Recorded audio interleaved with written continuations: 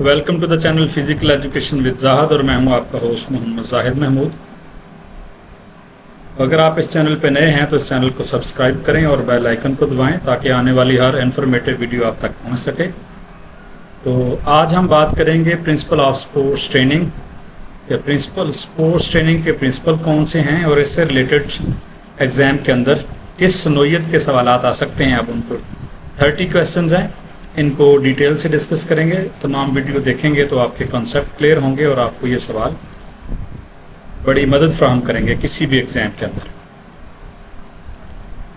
Question number 1 है, which principle of sports training state that training should be specified to the sports और activity.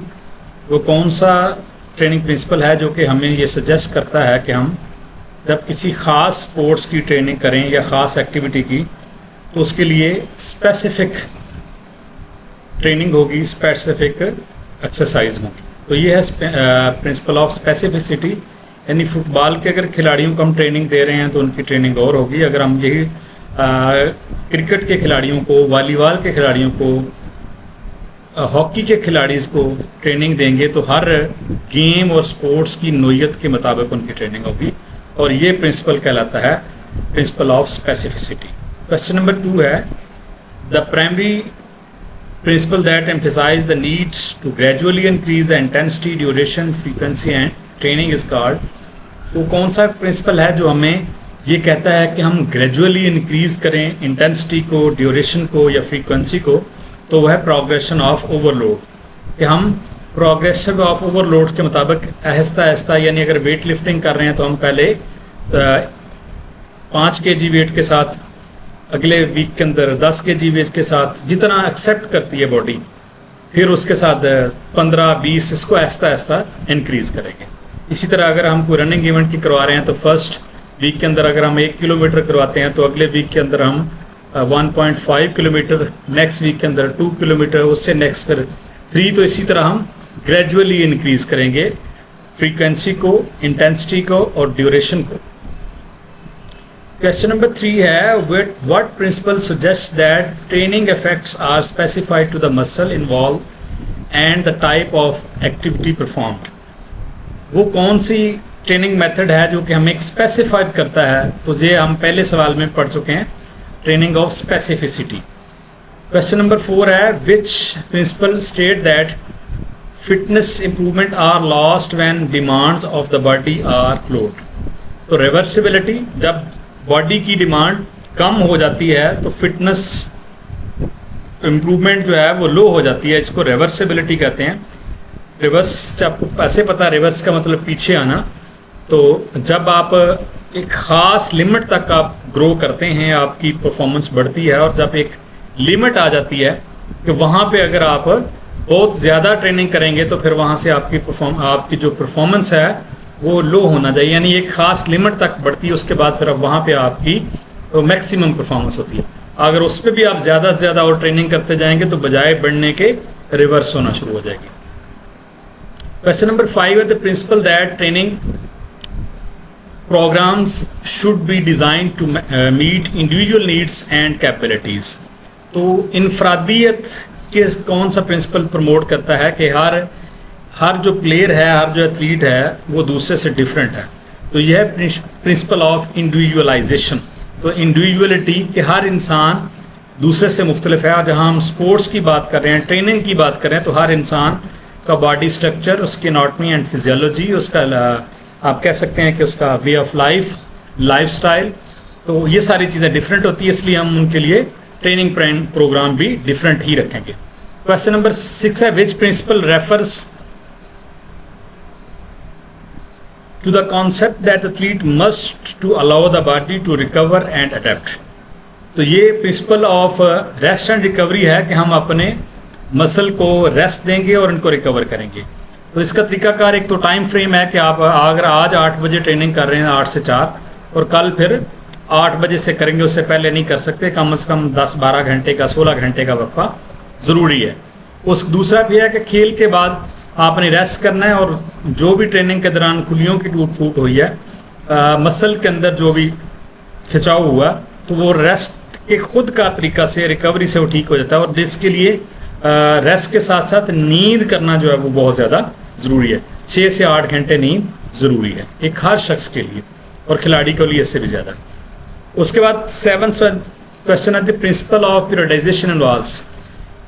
Periodisation है क्या? Periodisation यही है कि आप ट्रेनिंग को मुख्तलिफ अदवार में आप तकसीम कर लेते हैं, dividing training program into phases, different phases. वो off season, pre season, during competition हो सकता है, पोस्ट सीज़न हो सकता है, फिर डिफरेंट साइकिल्स हैं, माइक्रो 3 से 10 दिन का साइकिल है, फिर मीज़ो साइकिल है जो 4 से 8 हफ्तों का यानी 1 माह से 2 माह तक। इसके बाद आपका मैक्रो साइकिल है जो 11 माह से 1 ईयर प्लस ऑलमोस्ट 1 साल का साइकिल है। तो इस तरह हम ट्रेनिंग को अगर डिफरेंट फेजेस और अदवार के अंदर अगर तकसीम करते हैं तो ये हमारा पीरियडाइजेशन कहलाता है ट्रेनिंग के अंदर। Question number 8, what principle involves varying the training programme to maintain interest and prevent plateau.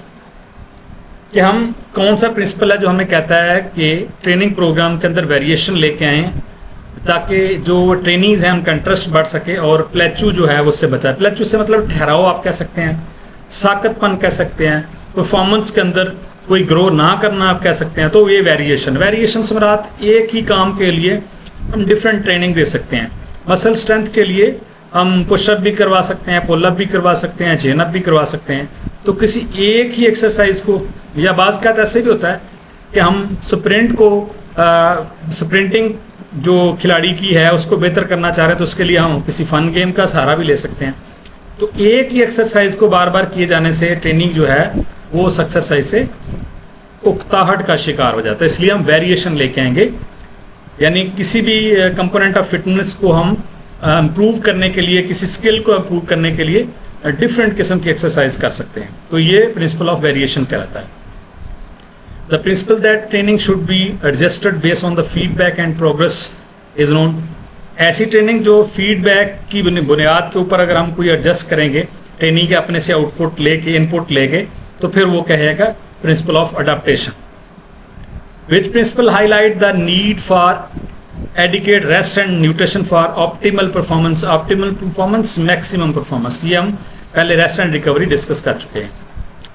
What is the terms principle that suggests training should program from general to more specific exercise? General से more specific से मुराद यही है कि progression general से more specific होते जाएं और इसको इंक्रीज करते जाएं gradually. Question number 12, the principle that training effects are cumulative over time and require consistent efforts। तो ये भी प्रोग्रेशन का ही है। कंसिस्टेंट एफर्ट से मुराद यही है कि आप कंटिन्यूसली वर्कआउट कर रहे हैं। Which principle state the dimension return that states? Dimension return principle क्या है? The gain decrease as athletes reach their genetic potential। एक खास परफॉर्मेंस तक पहुंच गया खिलाड़ी, अगर उसके बाद आप बहुत ज़्यादा ट्रेनिंग करने से कम इफेक्ट होगा, यानी उसकी मैक्सिमम परफॉर्मेंस होगी है, वहाँ पे बहुत ज़्यादा ट्रेनिंग नहीं, वहाँ पे आपने क्या करना है, उसको सस्टेन करना है। अगर हद से ज़्यादा एक्सरसाइज करेंगे तो बजाय बढ़ने के आपकी परफॉर्मेंस कम हो जाएगी। Which principle suggest that different types of training should be incorporate event boredom. तो कौन सा ट्रेनिंग प्रिंसिपल कहता है कि जो खिलाड़ियों में बोरियत हो जाती है उसको हम कम कर सकते हैं? तो वो वेरिएशन है। The principle of overload implies that. Principle of overload क्या कहता है? Training should be harder than usual. Overload से मुराद यही है कि हम आहिस्ता आहिस्ता चीज़ों को बढ़ाएं, लोड को बढ़ाते जाएं। ये अमूमन वेट ट्रेनिंग के अंदर स्ट्रेंथ डेवलपमेंट करने के लिए हम मोस्टली इस्तेमाल करते हैं। क्वेश्चन नंबर 17 है the concept that training should be align with the athletes competition schedule is known as periodisation. Which principle of suggest that training gets will decrease if training stop. तो reversibility यही है कि use it और lose it. अगर हम training करना छोड़ देंगे तो फिर रिवर्सिबिलिटी यही है कि आपकी परफॉर्मेंस वहाँ से कम होना शुरू हो जाएगी, परफॉर्मेंस लूज हो जाएगी। The principle of dimension return is most closely. Dimension return किन के लिए? एलीट एथलीट के लिए जिनकी परफॉर्मेंस बहुत ही अच्छी होती है, उनके लिए। Which principle state that training should be planned according to the athletes individual needs. तो ये प्रिंसिपल ऑफ इंडिविजुअलाइजेशन है।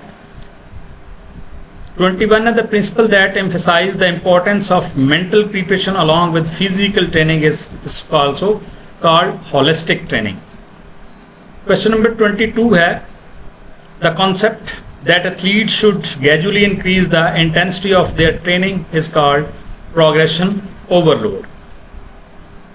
Which principle highlight that training should be varied to prevent monotony and injury? Injury से बचने के लिए, बोरियत से बचने के लिए हम ट्रेनिंग के अंदर वेरिएशन लेके आते हैं। The principle that state that athletes should have period of rest and to allow recovery and adaptation, rest and recovery. Which principle suggests that an athlete's performance can decrease if training intensity is too high for a too long? तो अगर हम over training करेंगे और बहुत ज़्यादा intensity होगी उसके अंदर, तो फिर क्या होगा, ओवर ट्रेनिंग हो जाएगी और उससे ओवर यूज इंजरीज हो जाएंगी। The principle that training should be specified to the energy system use in sports is specificity.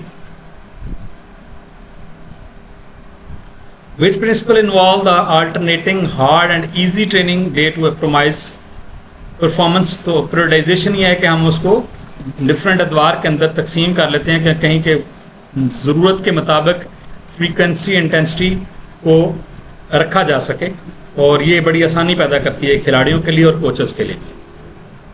The principle that suggest that older athlete में नीड लॉन्गर रिकवरी टाइम्स, तो ये older और adults और young youth के लिए different हम training programme भी रखते हैं, तो इसलिए ये principle of individuality. Which principle emphasise the need for proper warm up and cool down, तो ये सेफ्टी है कि सबसे पहले हम किसी भी इवेंट ट्रेनिंग से पहले वार्म अप करें और उस इवेंट के बाद कूल डाउन करें ताकि खिलाड़ी जो है वो इंजरी से बच सकें। The concept that athlete response training very should individually monitors, यानी ये भी एक हकीकत है कि जो ट्रेनिंग का रिस्पॉन्स है वो हर खिलाड़ी का, हर एथलीट का डिफरेंट होता है, और ये इंडिविजुअलिटी प्रिंसिपल है, इंडिविजुअलाइजेशन।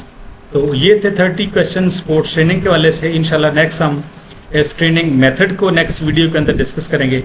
आज की ये वीडियो आपको कैसी लगी, इसका आप इसको लाइक, अगर वीडियो अच्छी लगी तो लाइक करें, शेयर करें, कमेंट्स करें और अपनी राय का इजहार करें।